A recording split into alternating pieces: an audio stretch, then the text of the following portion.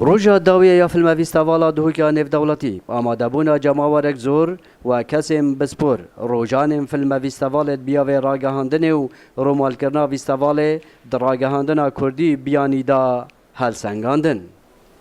للگوری وی پلانامه دانای و او باجت البردسته ماش برکو باجت پلانات دست نشان کته و باجت دبتس اگر کاتودرشی پلانا خو تنفیذ سیان تنفیذ نگی اگر تا چند شیان مجی هبن تا چند شیان کادری هبن دیسان د سینما داش برکو سینما تکنیکو پاره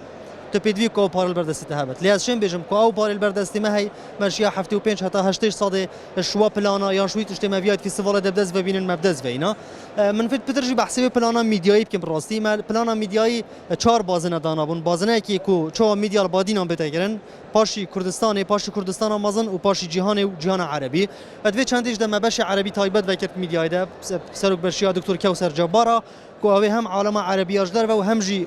باشور عراقی گلک به جوانی از شن بیجم سی حتی چل رپورتاجین ویدیویی و ین از بیجم خواندن و ین گهداری کردن و یک رادیو هات نبالاف کردن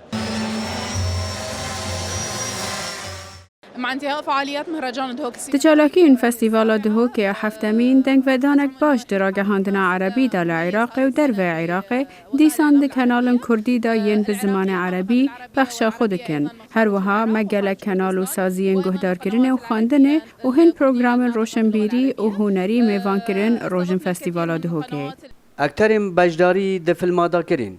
هلسنگاندن و بحثا بجداری و دیتنا خو سر فیلم فیستیوالا دهوک آنین زمان باشتری من ناو فستیوال دهوک دو دنا فیلمکی بلند و فیلمکی کرته فیلم بلند ناو دایانه و کرته فیلم ناو گرانه و گتیم بک که فیلم بلند من ناو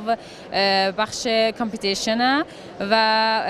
من فستیوال گلا فستیوال که پروفشناله یعنی همونتاش تایبه جیه یعنی گل سطح جهانی رقابت دکه شاید سال دهاتو ده گلا باشتر بید سلام بالای دنگ امریکا دهوک